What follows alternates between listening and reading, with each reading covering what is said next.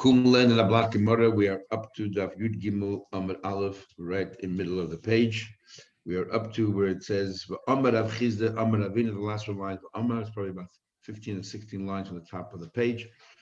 We had a din of Rav Chizda in the name of Ravina Bar Shela before regarding those reeds. So now we're going to learn another din, which is totally unrelated, but another din of Chizda said in the name of Ravina Bar Shela. Amar Ravina, Amar Rav Chizda, Amar Ravina Bar Shela. Hani Merarita the Agma, this murder. Rashi says we're talking about chazeres here. These bitter herbs that grow in the marshes. Adam yaitze b'hani dechavase b'Pesach. You can be yaitze your mitzvah Pesach with that murder. Says the Gemara Meisi. I'll ask you a question. We're going to ask a question that l'chayda this murder on its own. When you have your gimel right in the middle of the page where we left off yesterday. This murder that's just is called murder, and then there's murder that has a name to it as well. It's called a shem levai. And Meisel has a question. We learned that if the Torah insists on having a generic brand, and you have something that has associated with another name, it's a problem because it's a very specific kind, and the Torah seems to be wanting something that's not specific. For example, it says regarding the hyssop, it says Ezav Yavan, not if it's the Greek Ezav, Ezav Kochli, nor is it blue, a blue Ezav, unless they come from a place called Kochli. Ezav Midbari, nor the hyssops that come from the Midbar. Ezav Remi, nor the hyssops that come from Rome. Ezav Sheyesh Lo Shem Levai, nor the hyssops that have an associated name. And why is that? Amar Abaye explains. If it already had a name, a specific name prior to Matan Torah, and the Torah, and so therefore anything that has the Torah came and says, I want this and this, let's say Ezav on its own.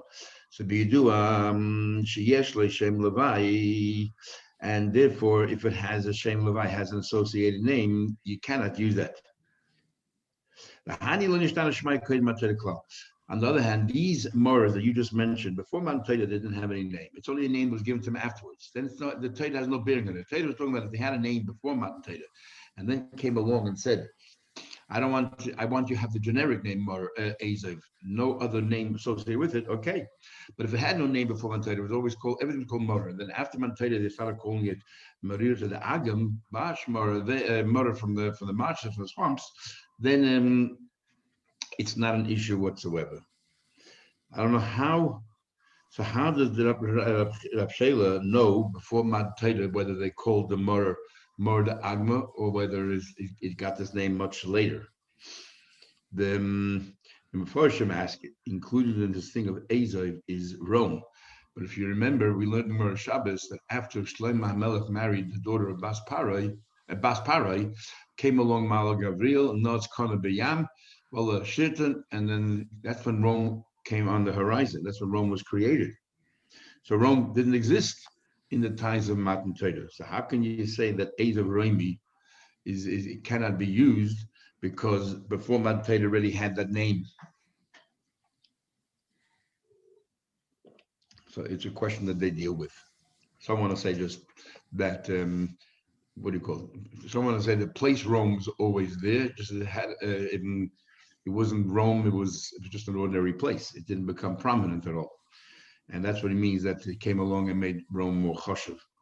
And others say that it had another name. Then when Rome came along, they changed that other name to Rome. But it always had a name, the Ezav growing there. Rava gives another answer. Rava says, Hani beritu stomer shemayu. Rava says that no, all morar, even though we associate it with an agam or all these other things, nevertheless, you should know, what do you call it? Nevertheless, you should know that it's really stam morar. It's only giving you a destination. It's not a description. But when it comes to Ezav, we call it Yavan or Remi, it sounds like that the Roman Ezav or the Greek Ezav was actually a description as a certain type, a certain genus of Ezav that grew that didn't grow anywhere else. So it wasn't just a geographical name, it actually was a descriptive name. When it comes to Mara, it's a geographical name. By the way, based on the Gemara, there's a big argument in the Chreinim and the Chreinim. If it comes to Mar, could it be any bitter herb, or it has to be Dafka, the 5 that are listed in the Mishnah that we had before? Because what do you call it? The Rashi says over here, Rashi says it's Chazeres. And in other words, Rashi is trying to say it has to be one of the 5 types of Mara that the Mishnah lists. And others say it could mean just anything bitter. Is this the same issue that you have, for instance, with the canary palms? Is it the same issue as we have with the canary palms regarding? Lulav. I know, we're talking about regarding the descriptive name?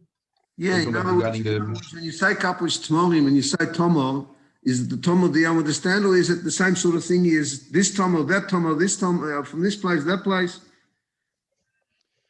I don't know. Good question. But it seems, well, that's not by whatever. If this is a description or just a geographical area? And does that matter?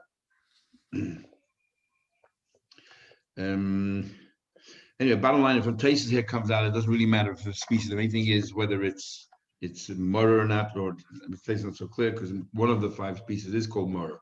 So maybe it's not chazer, it's called murder. But others want to learn from here that anything which is bitter qualifies as murder. As much as further, Rav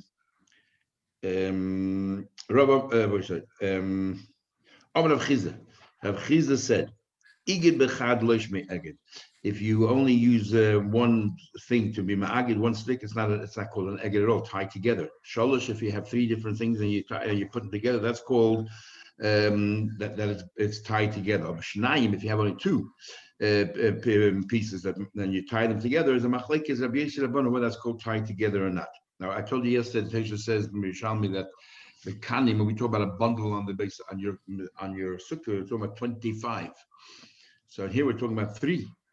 So either we're talking about something, other things, not kanim, or in kanim there's 25 sticks. When he say over here if one thing is not an egg, we're talking about even if it's one thing that's made up of 10 pieces. Since it's all the same, it's not really called an egg. And 3, so in other words, each piece is made up of a few pieces.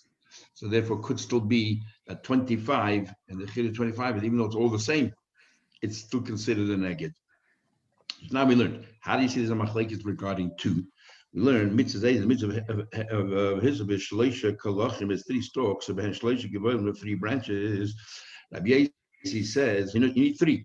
Rabbi Yossi says mitzvah eiz of shleisha. The mitzvah is 3 gevolim, 3 branches of the shiyara. But let's say once you start with 3 branches, you tie it together, and then you dip it into the mechatas and then sprinkle it, and then the shirav. After a while, one of them snaps off. It doesn't matter, shnaim, as long as you have 2 left, like tzitzis. You have to have 8 strings, but then one of them, tears or something else. A part of it tears.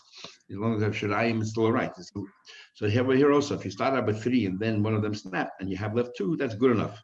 The gardumov, but then after a while, it breaks further, and you have the gardumov, the ends left, the base of it still left, or like the stump, then kosher. Then it doesn't matter, even a kosher is good enough. So kasal kadata. So what exactly is the argument between Rabbi Yossi and the Chachamim? They both say mitzvahs, you need 3. Kasal kadata, we thought with the shiddush 9 chilos, and I'm saying you tell me they have 2 branches left over. That means the chilos 2 branches are good enough.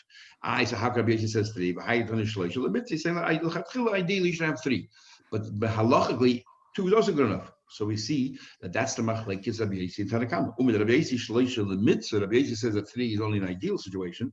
The Rabbanon shleisha laku, 3 holds back. Says the Gemara, but Tanya, how could you even say that? But Tanya, didn't we learn? Rabbi Yossi says, when it comes to the hyssop, is shetchilos shnayim. He said if it starts out with 2, the sheet of echad and goes down to 1, puzzle is puzzle. The Einu kosher achi hate chilosa shleisha. Clearly, the Beis says that that's not only a mitzvah to have 3. He holds even with the Evan, you need 3 to start out with.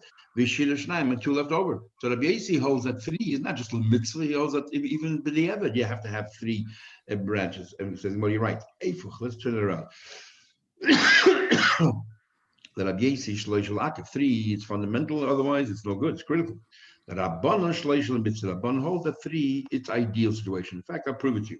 But Tanya, we actually let the Braisa support is Ezai comes to his it says Shetchilos Shnaim starts out to Vishir Becha Kosher. Start out 2 is also kosher, but the Evi start out 2 is kosher. So we see a 3 is only in the mitzvah. In the apostle, it's only possible if you start out with 1. So we see this opinion holds that if you start out with 2, it's also good enough. Shir Becha apostle, and then it said if you only have 1 left over, it's possible. Says the Gemara, what do you mean? You just said a minute ago that if you start out with 2 and you're left with 1, it's kosher, but the Evid, and then you tell me that if it's left with 1, it's possible. I'm going to cheat of echad kosher. You just said if left over with 1 is kosher. Elaim would say ad shetehei tchilosei keshiv echad. When is it possible if it starts out with 1? In other words, if you started out tchilosei keshiv, if you started out with 1, which is only good enough if it's a shirayim, but that's how you started out. According to us, even with the Evid, if you start out with 2, that's good enough, and leftover is 1, that's good enough. But if you started out with 1, which is what's supposed to be on the leftover, that's how you started out, then it is possible. So that's the view of Chachamim. So we see that Tanaim and Rabbi Yossi hold you need to be even with the Evid and to start out, and the Chacham hold that's only the mitzvah, but with the Evid 2 is good enough.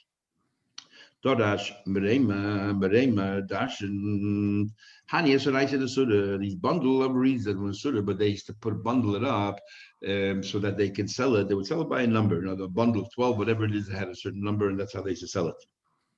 The Sachim Ben Yilatu use them as chach, and there's no problem of gzeirus oitze, which we learned before. They were worried that you're going to put it on the chach to dry and leave it there. You're not going to put it there l'shem sukkah. Why? I forgot, even though they're tied up, because these kind of reeds are generally not tied up. They don't leave it there tied up. It's only when you sell it. The moment you sell it, people take it, they untie it. So it's not like what we learned before about people, tied up longevity. That's how they store it, and so on. Here we're talking about the different kind of a bundle of reeds that they tied it up purely for the sale, and once the person bought it, they generally untie it. So when if let's say the person wanted to dry it, he would untie it anyway first. So there's no gzeira of eitzer. Says the Gemara. So that's why there's no reason to glaze if somebody put it on the sukkah, the shame sukkah. We're not going to make a gzeira next time you put it there to dry, because people generally do not put it there to dry in the form of a bundle, or to put it there to dry. Yeah. He only tied them in order to sell them. Baba said, these little huts that were made out of shyness, and they were not very sturdy. They were sort of roundish, and they used to tie it on top to hold the branches together, and they also tied it on the bottom, and it was around like a hat. And they used to hide there. Those used to trap birds, used to hide there, and then used to go out and jump out and catch the birds. Okay, it says the Gemara. And the moment you untie, the top of it is the top knot you tie it. It's shady. They're kosher for schach. They're kosher. Says the Gemara. But they're still tied on the bottom.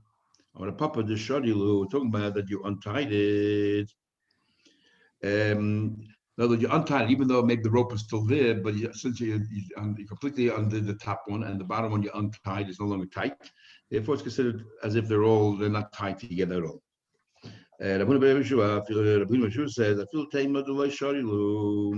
He says, even if you tell me you didn't untie the bottom one, any knot that you make, that it's not meant to use it to transport it, because once you untie the top one, you cannot transport just from the bottom one. It's not strong enough. It's not considered tied up. That we're going to make this gzeirus eitzer. Rabbi Shmuel, Yerok is the vegetables. These 5 different species that Chacham said you can use it for Pesach. So if you're going to use it to now remember, you cannot use anything which is mekabel tumah on schach. So therefore, like food, oichel cannot be used as a schach because it is mekabel tumah. And then just before we learn the next Gemara, we have a concept called the yad, the handle. if the way to bring the food about is by holding the branch, the handle, the branch becomes a vehicle for the tumah, to bring tumah to the food, or vice versa. The food became tumah to pass it on to anybody who holds the branch. So he says, so he's saying any vegetables, the Chama said, the Yotze Pesach may be in a satuma. On the one hand, will be machmer. So what it will be machmer, that if, let's say, you have something underneath on one end of these let's say chazeres, and then you have something else underneath the other end. We learned before that the tumah gets transported. If this is raised above it, tefach above it, then what it does is, if it's above it, it tefach wide, nor that it meets the dimensions, it transports, or it's an oil, and it carries the tumah from one end to the other end. So anything else underneath that will become tummy. So he says here, on the one hand, it brings tumah to something else underneath it, but the ein chaytzitzi b'fnei tumah. But on the other hand, it will not obstruct tumah from going upwards. We don't say, oh, it has its own roof now and won't go any further, because since eventually it's going to dry and it's going to fall apart, and therefore, as far as chatzitz is concerned, we're not going to be lenient and say, oh, we have a chatzitz here, because it's going to pierce it right through. Because we are worried. We're saying that, okay, so Rashi says here that we are worried with the Rabbanon that you might rely on this, and eventually it's going to dry and the leaves fall apart, and it's no longer a chatzitz. But Ma'atayra, as long as it's still there, the leaves are there, it is a chatzitza, because it's not really makabel tumah, because it's not really considered food. If it will be food in itself, makabel tumah, how can it be a chatzitza, preventing the tumah from traveling upwards? But it's not really food, and once it dries, it's definitely not holding back the chatzitza. So Rabbana said, you know, we're worried one day it might dry. And then he said, "Paisel b'sukkah," and so too it passed by a sukkah. Bishum Avir. When you place this on the sukkah, we're going to treat it like it's not there.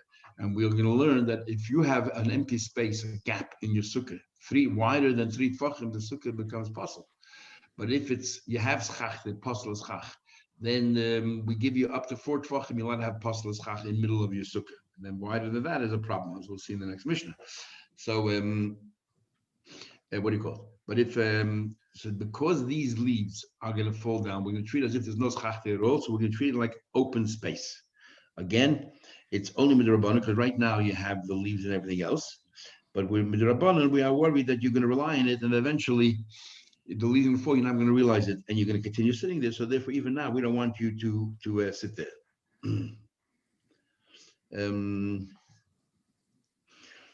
And the other Rishonim learn that's actually Mahatayra, because in order for schach to be kosher, it has to be schach that can last for 7 days.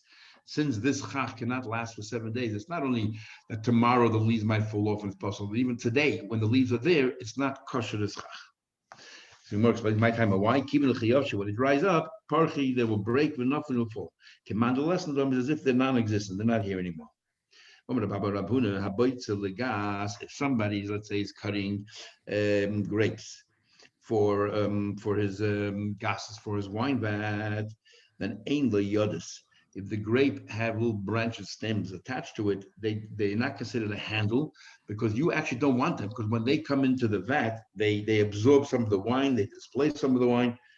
So therefore, you're unhappy with the yad. It's no longer useful as a handle, on the contrary. So therefore, if somebody cuts for a grape, anything attached to the grape is not considered a handle, so the grape is tummy, the handle is not tummy, or vice versa. If the handle is tummy, it does not pass it on to the grape. Yeah, because you don't want it. Says the Gemara, right? But I'm not sure. The same thing is if somebody is cutting, let's say, things for schach, and he has, let's say, food attached. You have a handle and the food attached. Now, food member is mekabel tumah, but the food part is not on the sukkah itself. You only have the handle on the sukkah, or even the food on the sukkah, but it's a minority, very small part. Ein le yodus, it has no yodus as well. Why?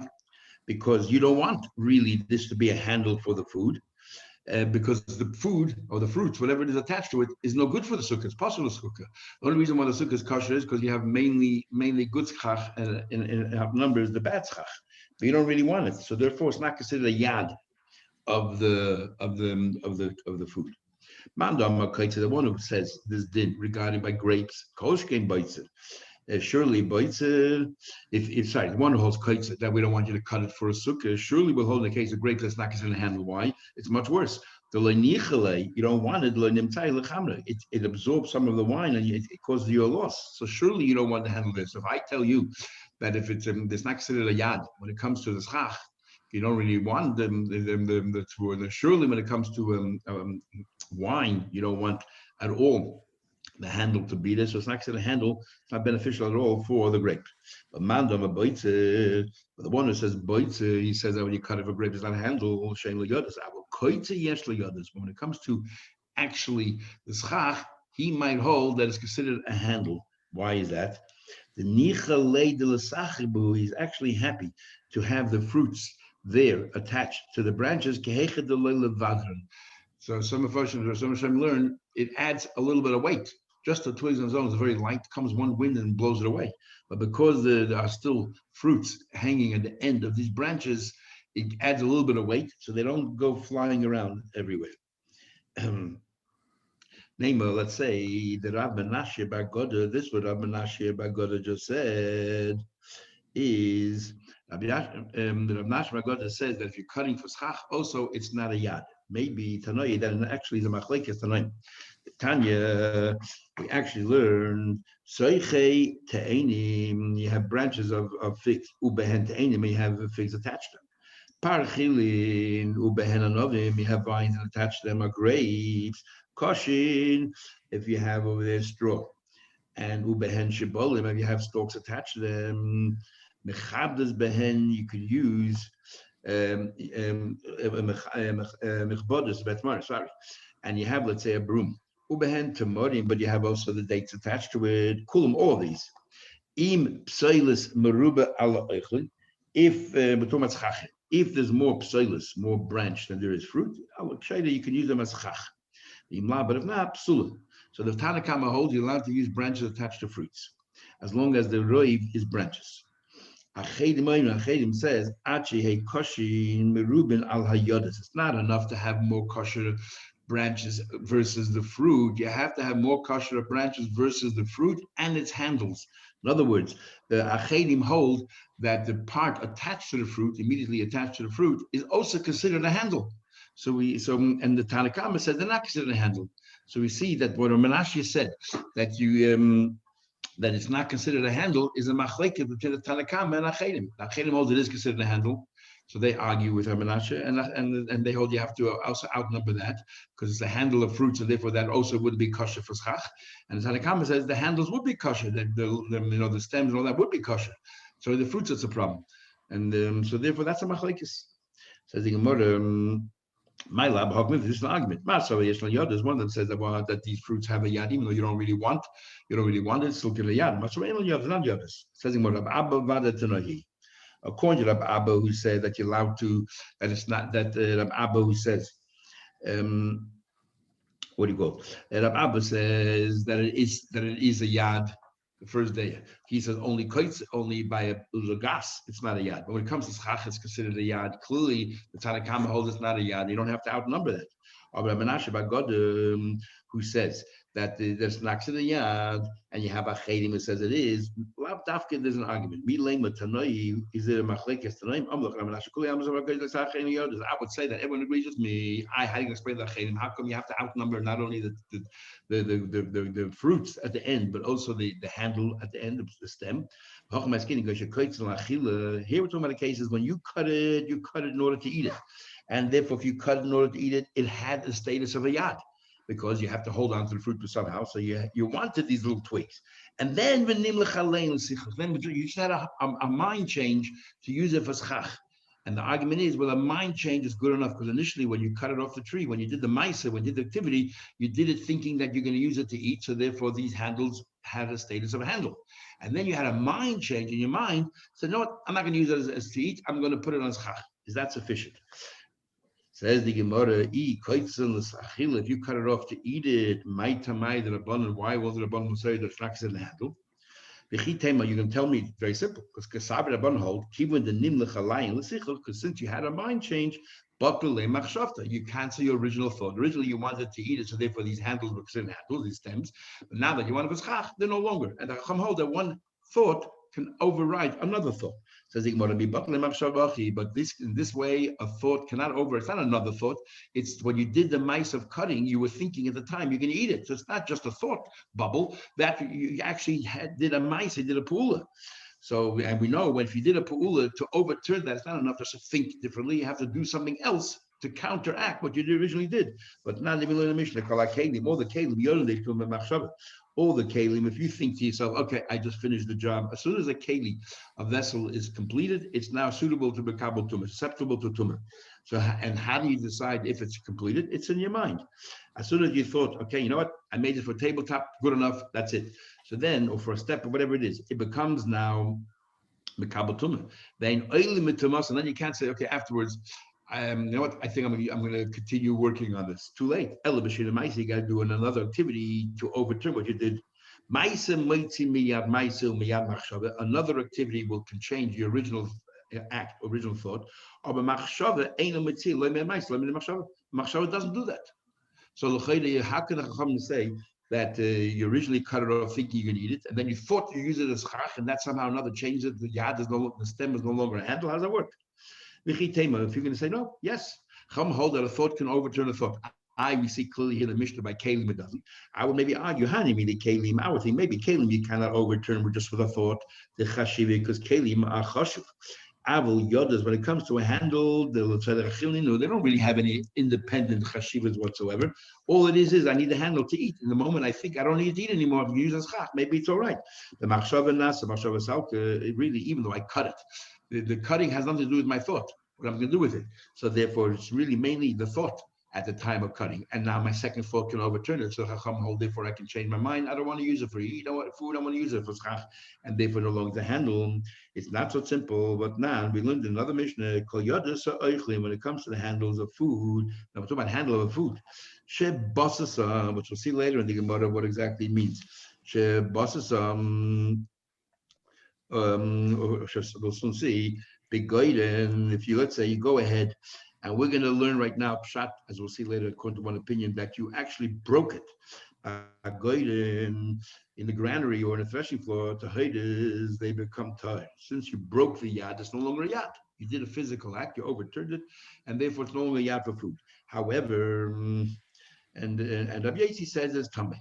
Rabbi Yossi says once it was a yad, it remains tameh. Now, if you learn that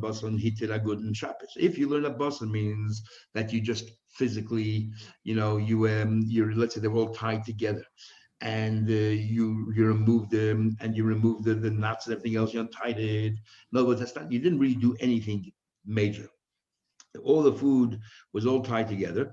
Let's say all the bundles of wheat, all these stalks were tied together, and you went ahead and you untied it. So that's more like a thought. So we see that one thought can overturn another thought when it comes to food. And that's the opinion of the Chachamim, that even though you thought when you cut it down that you want the stem to eat it, to hold the food to eat it, but then you change your mind, it's good enough. It's one thought versus another thought and so on. Then it's not a problem. But the other view that says, my bosses on mamish means literally you did a maisa to break it down. In other words, you trampled on these, you got your animals to walk all over these stalks. So to break the handles or use the hammer, whatever, but we see that even when it comes to handles of food, you have to do a maisa to overturn your original thought. So says you're right. When the Chachamim say over here that if you decide to use a schach, we only need a roiv against the fruits. We don't need a roiv against the handles. Talking about you actually tried to break it off. You did a pula to show that you want to break it off. So what are we talking about?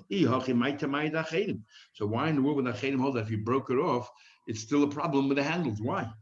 Gemara says, could they hold like Rabbi Yossi?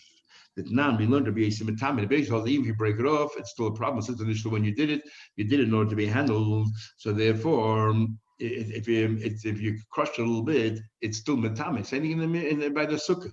Since when you cut it down, you wanted to eat the fruits. It was a handle. So even though you crushed it a little bit, it's still considered a handle. Says, but what are you comparing the two? What do you mean? How can you compare sukkah to the case over there by the tumah? Why is that? What's the logic of Rabbi Yossi? Why you talking about the threshing floor? Rabbi Yossi holds that even though that you sort of try to crush it. You got animals that trample over it. I can still argue it's a yad. Why? Because it's still a little bit attached to the stalks, and therefore what? And there's some advantage to it. You can still do it. That is, even if it's detached from the fruit, the seeds, let's say, of the wheat, it's very hard to pick up the seeds of the wheat. But if you take a rake or a hoe and you pick up the straw then creates a bottom, a base, and then you can also pick up the seeds. So they still serve a purpose even after you crushed it. These straws, since initially you did it to be part of it, and then even though you crushed it afterwards, they still serve a purpose that's beneficial to the seeds. So the basic holes are still tummy. But here in the case of the schach, once you trample them and you break them off from the fruit, you practically crush them. What benefit is there to have them attached to the fruit? Nothing. So why would, if you physically went ahead and you crushed them, why would anybody hold stukes in the yad? Says the Gemara. Nevertheless, let me. Where are we? So it's a Gemara. What are you gonna? What advantage is there? Says the Gemara. Chazia, it still has some kind of a purpose. That l'chisasa, when you take the sukkah apart, leminkit lahu bigalayu, you can take it apart. You don't have to go and find each little fruit. You hold on to the handle, the straw, the stalk, whatever it is. Everything comes off. It just makes it easier to remove it if there's still a little bit attached. And therefore, they hold that it's still a little bit of a yad. Once you cut it and you want it to be a yad, even though now it's very tenuous, it's still something. It's not enough yet to change it from one to another. So let's just finish the Mishnah. Says the Gemara, because we just quoted something. Where does all this come from? Gufa, let's analyze this. That all these handles of food, that if you did this psisa, it is tire. You changed it, and Rabbi Yossi says tamei. What is this psisa you did? My besasan. Rabbi Yechon says besasan mamash. Physically, you went around and you crushed it. All you did was you opened it up. So it makes sense if you say all you did was you opened it up. That's Rabbi Yossi holds. It's just a machshava. It's not really a ma'aseh. That's why it's still considered retains the status of a yad, and therefore it passes tuma. And Rabbi Yechon crushed them. And like you separate them, why is still metame? Why is Rabbi Yossi metame? This is what we've quoted before. Because with a rake, you can use the straw now and to catch and get hold of the seed. So therefore, it still has a benefit. It still acts as a yad. Since you started out properly as a yad, it still retains the status of a yad. So now we're talking about a rake. The Gemara concludes. Why do we compare the davening of a tzaddik to a rake? The reason is to tell you. It says, what is this? Yeta, the word yeta davening is from the word a rake. What does davening have to do with a rake? Ma etazeh, just like a rake. That's how you transfer it from one place to another, and you can turn it over and upside down. After Filoshin Shel Tzaddik, when a tzaddik davens, Mahapeches Daita Shel HaKadosh Baruch Hu, he can turn around the Eibish's mind, the midas achzorius, the midas rachmanos, from a midah of cruelty to a midah of compassion and pity. Very strange that the Gemara would attribute to the Eibish the word achzorius. You can say midas hadin, the midas rachman, which is what we always use. Why the Gemara uses such a strong term describing the Eibish when he's giving strict punishments? The word achzorius is beyond me. I don't know. I don't know. And I don't remember if we ever had such an expression about the Eibishter, the word achzorius. Homework for everybody. Why do we use the word achzorius to describe the Eibishter when he's meting out justice? Anyway, we'll continue tomorrow, Mitzvah Shem. Hopefully one of you have